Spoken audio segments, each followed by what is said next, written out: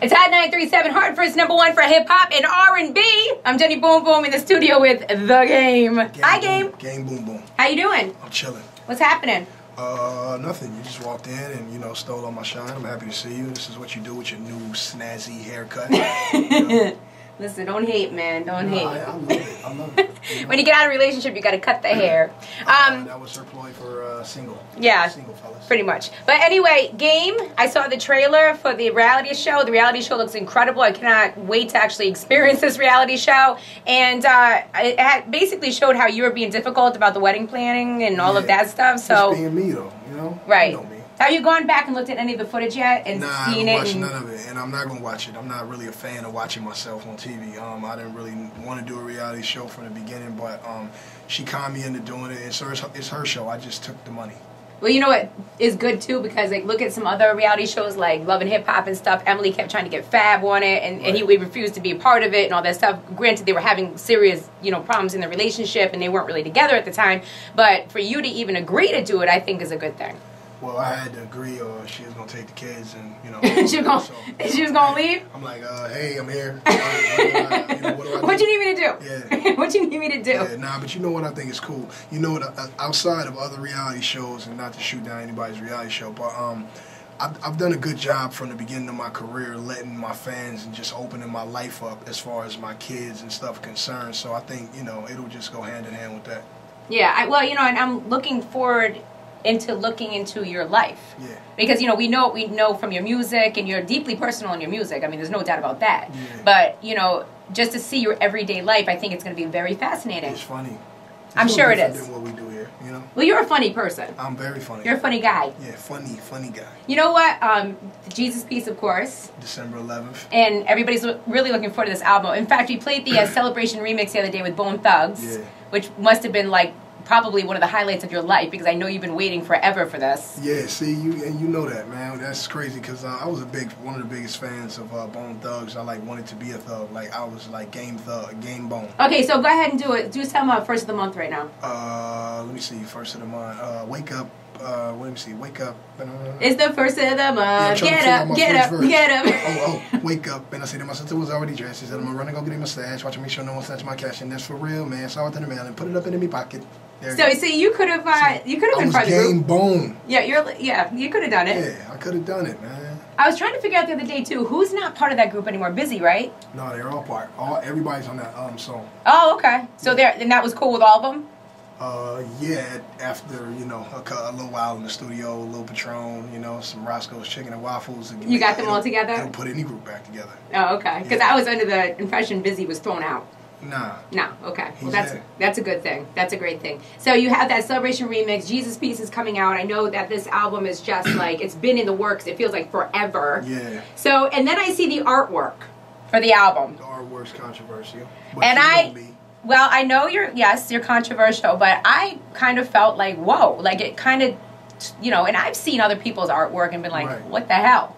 But that artwork to me just kind of took me back, wow, so explain that and how you felt comfortable with putting something like that out, being a Christian. I'm a big fan of Rick James, you know what I'm saying? So I thought that I would just put him on my album cover and put a rag, around his neck and put him in Jesus' clothes. And see, so everybody think that's Jesus, but it's Rick James. I mean, why are you offended, Right, yeah, okay. It's just Rick James. So, okay, because when we first saw it, I was just kind of like, wow, it did kind of disturb me, just to be honest with you. And, and I'm not a deep Christian, See, there you go. You can't judge that. I'm not judging. I'm just saying. But no, I want to know this. I love you, Jenny Boom. So I want to know why. What disturbed you? Why were you disturbed? I don't know. I guess the way that I was brought up, and I was brought up an Episcopalian. I'm not even a Catholic, because Episcopalians we're pretty cool with pretty much everything, But I just kind of looked at it and I was like, wow, I was a little offended. I'll be honest. And because I just didn't understand it. Now that you explained it further, because when I did look at it, I was under the impression it was Jesus with the rag on. But let me ask you this.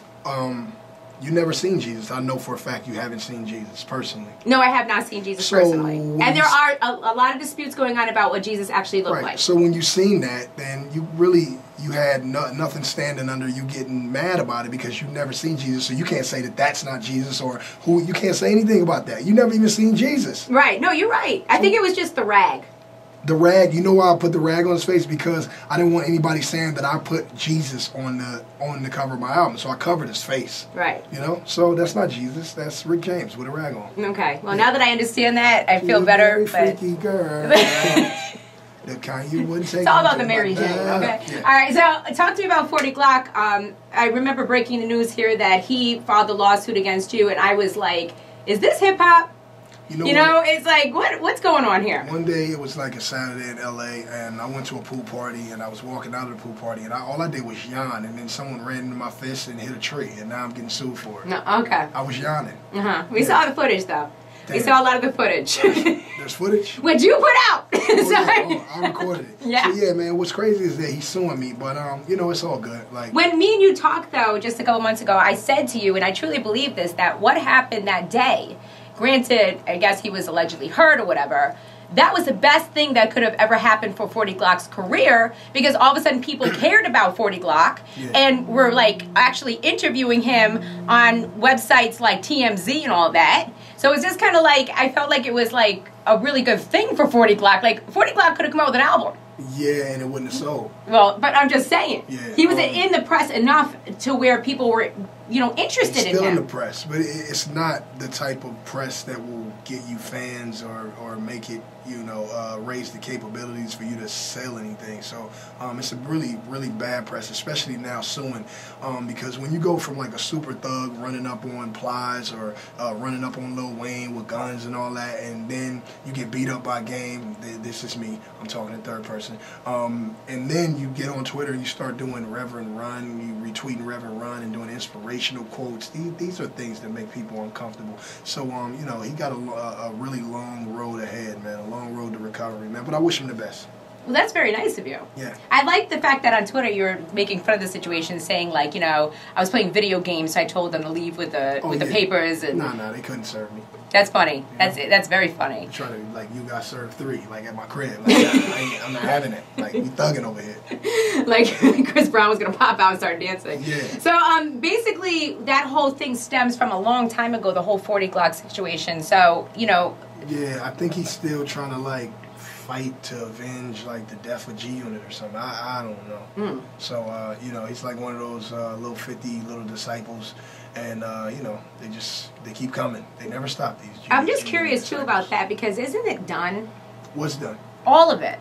Doesn't it feel over? Because I feel like it's over. No, it's been over. I don't, you know, more power to 50 and Floyd and, you know, them making up and hugging and getting back together and, you know, rekindling their, you know, their genuine love for each other. But I'm doing me, and I'm not worried about them. And you've made out pretty well. You've done well for yourself. You have an extraordinary career. Have you seen my Jesus piece? I have seen it. Have you seen my Jesus piece's Jesus piece? Yes. Okay. He's got his own chain. Yeah, then we're doing good. Yeah. No, you are. You're doing well. You got the TV show. You've done movies. You have had an extraordinary music career. And getting back to the album Jesus Piece in stores in December, you have so many artists on this album. It was almost like you were like, hey, you know what? This time around, I'm just going to invite everybody I like to be on this album. Right. So what made you decide to just put so many artists on your album? You know what it is? It's called Jesus Piece. And I've been, you know, my love for God is one thing.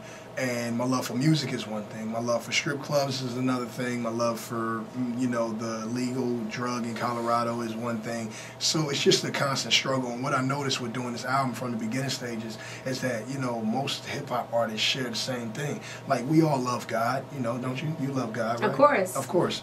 And, you know, we all love Jesus, but we do things in our lives on an everyday basis that aren't so Jesus-like. So those are some of the topics that are being touched on. Some things might be considered blasphemous, and some things will probably draw, you know, kids and, you know, in the, you know, religion. And so it's just a thing like that. I could have left Jesus out of it and not made people aware and just been thugging and told everybody to go shoot and kill and drink 40 ounces, but, you know, it's not what I'm doing on this album. And so I wanted to incorporate, you know, all artists so that people can see that, you know, it's that you can talk about Jesus without being Pastor Mace. You know what I'm saying? Do you ever find it hard, though, to find that balance game between the gang, because you're still part of a gang, you're still a blood, and being a father and having to go to church and being like this guy on TV? Like, I mean, have you ever found it hard to be everything? It's easier to walk it than it is to balance it inside my mind.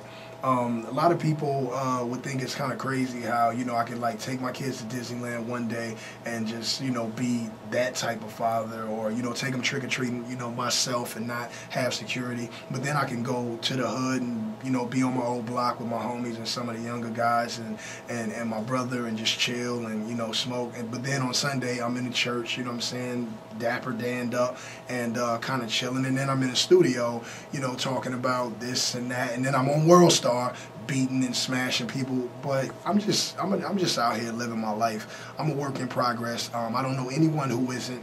And I know from the beginning stages of everyone's life all the way to the end, we're just trying to better ourselves in some form or fashion. So I'm no different than anybody else. They're no different from me. You can't judge me. I can't judge you. I just live my life, and you should live yours.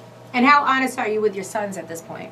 Are they asking any questions at this point? My sons don't ask questions. They're real. They're squares, chairs.